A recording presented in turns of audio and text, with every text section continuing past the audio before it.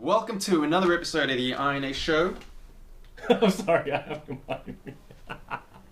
You want to just take the rest of it? No. Geek culture, news, and lifestyle, right? I'm sorry. That's good, huh? Yes. Is it good? You tell us, guys. You tell us, yeah, for sure. For sure. Well, we got a pretty interesting episode today. Yeah. We have the, what did you call it? The INH lookbook, I guess, because we want to talk about a couple of sort of visual changes that we've got going at the moment. But just a heads up to everyone, I mean, today is Melbourne Supernova for 2015? 2015, yes. Is that right? 2015? I'm all over the place. So we are about to head off to Supernova Expo to check out how it is. And Supernova, thank you very much for the media passes. Really do appreciate it. We got it last year, we got it this year. Really good stuff. So we're hoping. And we're going to make good use of it. So we hope that you guys will enjoy it as well. Absolutely. So we know you'll enjoy it. Yeah. So look, you guys in Australia, even if you're overseas and popping over to Australia, make sure you do check out the expo as well. Really good stuff in regards to pop culture, right? We attend a lot of these cons because artwork is what we collect.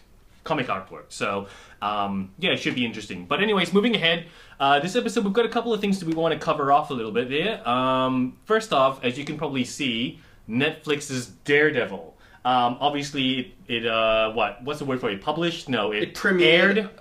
Aired. What, in the last 12 hours? Yeah, something like that. When we record this? We haven't watched it yet. I am absolutely looking forward to it. From all the trailers that I've seen so far, it looks really awesome.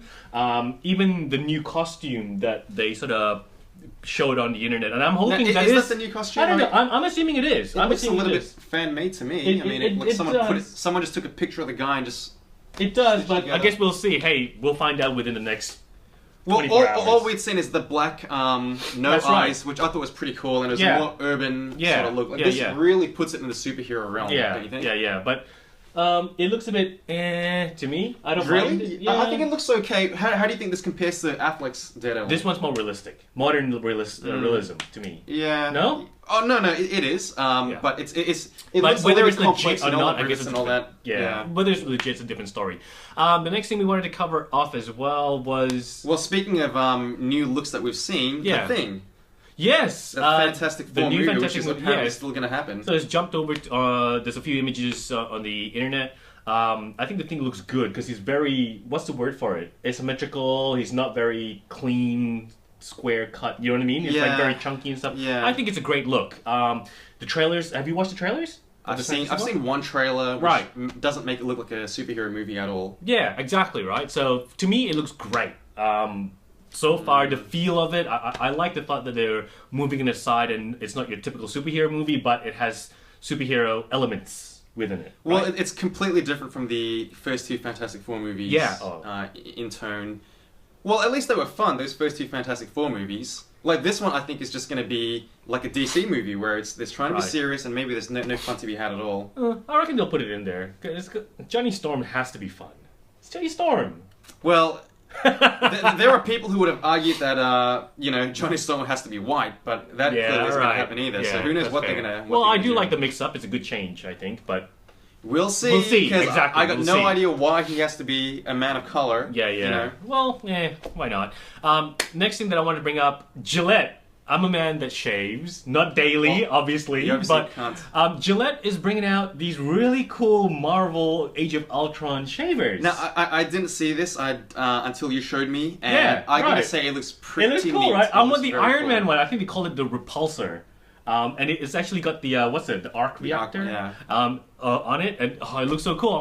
I really want one. The Captain American one's got a little shield on the back of it. It actually looks cool. I'm sure we'll. I see this being a great gift for that special geek person in your life. Hey, Rod, expect those shavers on your way, I guess. I wouldn't mind. Well, that's getting a little bit personal, isn't it?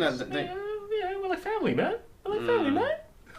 Anyways, but getting down to it, we wanted to talk about the big, and this is to do with looks and what's been happening on the geek sort of internet. What's the word for it? Topic, I guess.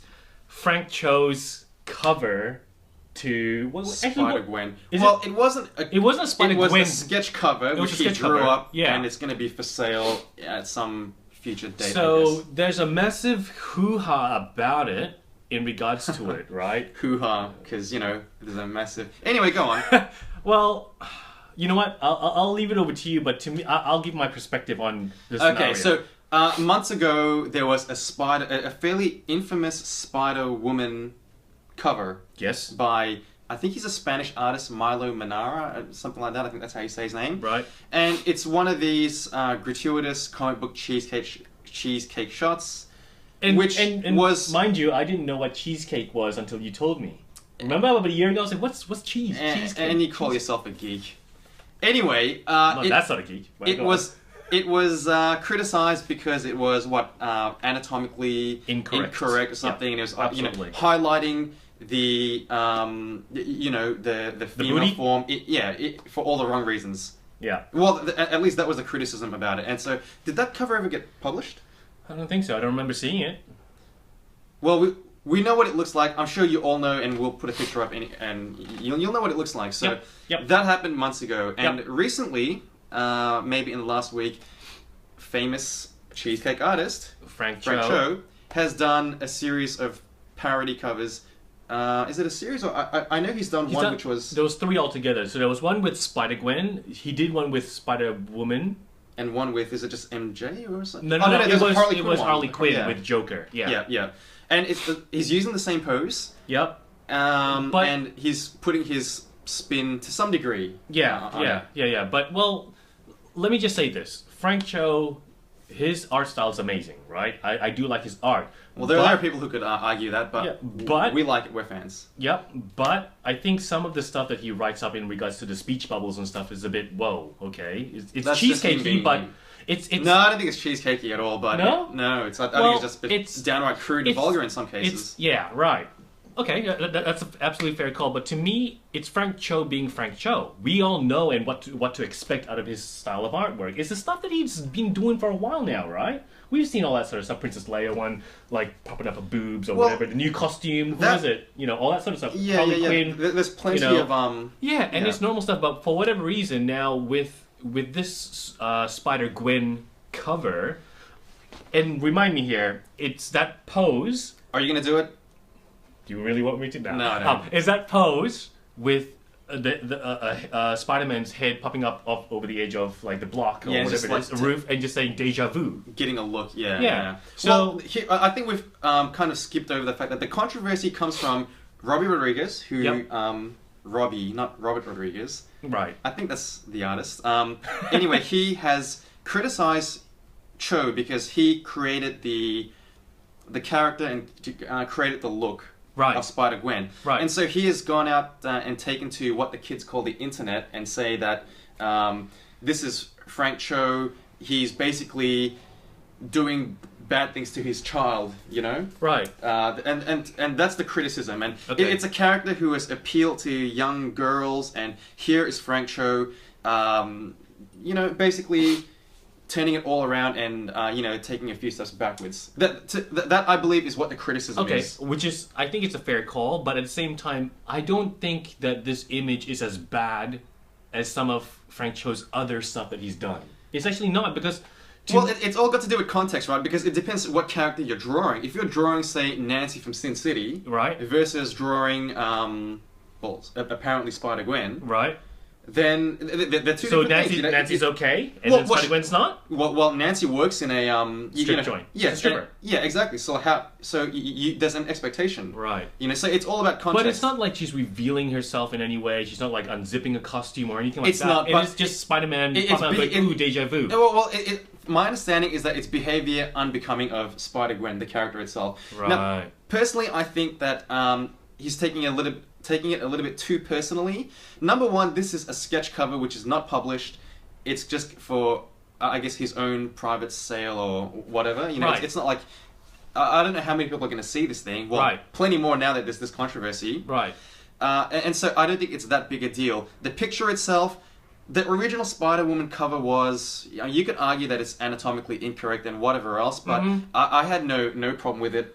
Yeah, either. Well, what did you think about the original cover? I didn't like Spider-Woman. it. You didn't like it at all. For what reason? It just didn't look right. The body. What? That's what many people are criticizing, and to me, it's fine. It's artistic license. I can live with it. I didn't buy it. I don't read the book, but I wouldn't have looked at it and said that this is terrible. Get it off. You know, I guess for me, there's other artwork or other covers I would prefer to purchase. Does that sort of make sense? Yeah. But I mean, we're talking about the controversy and stuff. I think it's a bit overblown. I think. Oh, you're talking about the Spider-Gwen one now? Yeah, the Spider-Gwen cover. So the Spider-Gwen cover for me, I don't know if it's just me, but I did see it ages ago. I saw the Spider-Woman. I saw the Spider-Gwen, and I just shrugged my shoulders going, oh, okay. Maybe I don't understand the context behind the character and stuff, because I have never read Spider-Gwen. I don't know the character. Well, knowing what you know now, that it's a character that young girls look up to and... Yeah, but isn't that sort of saying the same thing with any other character? Wonder Woman, young girls will look up to. Superman, young boys look up to, Well, you didn't see Superman. You didn't see Superman, bending over and Lois Lane, taking a look at his why he's the Man of Steel. But are we saying that if that was to happen, then people should kick up a fuss about it? I think, and here's the problem, some people right? Might, everyone I think they should. I think that everyone's starting to get to a point where everyone's a little bit too sensitive about everything. Maybe I just didn't read it. I mean, look, and I'm going to put it bluntly, okay? I saw the image, and the first thing that popped in my head was, it's just a cheesecakey sort of image, and that's it. I didn't think of, Well, not only that, but it was poking the hole, rape, or anything. It was clearly a parody. It was meant to be done. Right. It was meant to be funny. It's not got to do with anything, right? Except to try to make. And when I saw it, out of it, it is what it is. And when I saw it, I was like, oh, Frank Cho, another one of those covers. Okay, and I just kept on going. I didn't think of anything of it. I didn't really care, to be honest with you. I was just like, okay, it's a sketch cover. But I think some people might be taking it the wrong way to a certain extent, thinking, there's sexual connotations behind it in the sense of, it might mean rape, it might mean this, and it's like, whoa. I don't think anyone really really commented about that. I don't know. All I'm saying is I can appreciate that the creator takes it a bit personally. Yeah, if I created the character and I saw someone draw my character in such a way which wasn't to my liking, right? I would be upset. Yeah, but at the same time, this isn't a published thing. If Marvel took my character and did something like that, and it became officially in canon, right. Even then, I don't know how I would feel, because I can always just say that, well, those stories didn't happen for me, Okay. So I think the creator is taking it a little bit personally. I can understand. Right. I can sympathize or empathize with that feeling. So what about all these other artists who have drawn cheesecakey image, which is not of Spider-Gwen, of everyone else, all other characters? Should all the creators be cracking the shit? Well, man, come on, you're gonna have to censor that. But should they be? Should they be? Well, I don't think they should. Like, it really depends, because this is what happens when you create something and it's out there. People can do whatever they want with it. Yeah. So, I don't think anyone can really say that anyone is in the wrong. I can sympathize. It's a hard topic, right? Because I can sort of see it from both sides, but for me personally, it's like, this is my reaction. We would be it's a cheesecake shot. We would be having a different discussion if Marvel actually made this cover. That's a different story. That's a different story altogether. Wait, the question that I asked on our chat forum with like Rod, Luke, and yourself was: this is because I don't understand. Is the character like underage or something? Is that why? People are cracking it? Because it's like underage. They shouldn't be, like, underage people shouldn't be looked upon that way. If that's the case, I completely get it. I think the Spider-Gwen character was created entirely because someone said Spider-Gwen, Spider-Man, they kind of sound similar. Let's just make money out of this. Okay. I got no idea why they created. I know it's from the Ultimate Universe, right? But, anyways, well, let's wrap it up here. Let us know what you think about this whole Spider-Gwen cover. I'm in the mindset of, it's Frank Cho. He's always done stuff like this, and he's done worse. So for me, it's like... Yeah, maybe you guys can Google Frank Cho's convention sketches and let us know what you think about this. Yeah, some of them are a lot worse, yeah. Some of them I like. Some of them I like a lot. Oh, yeah? Yes. He's dirty.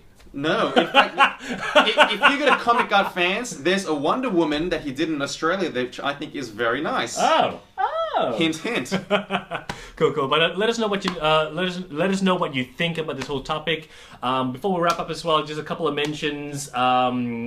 Classic Comics are one of my favorite sort of, well, it is my go-to comic store that I've been going to. It's my favorite.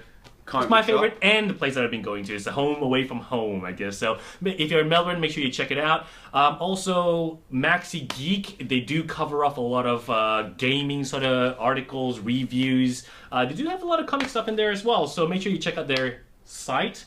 But besides from that, don't forget to check out our Facebook page and like it. But besides from that, I guess we will see you all next time. And keep an eye out for the next few weeks. We'll be at Supernova, so we got a lot of good content coming up. Cool. Adios.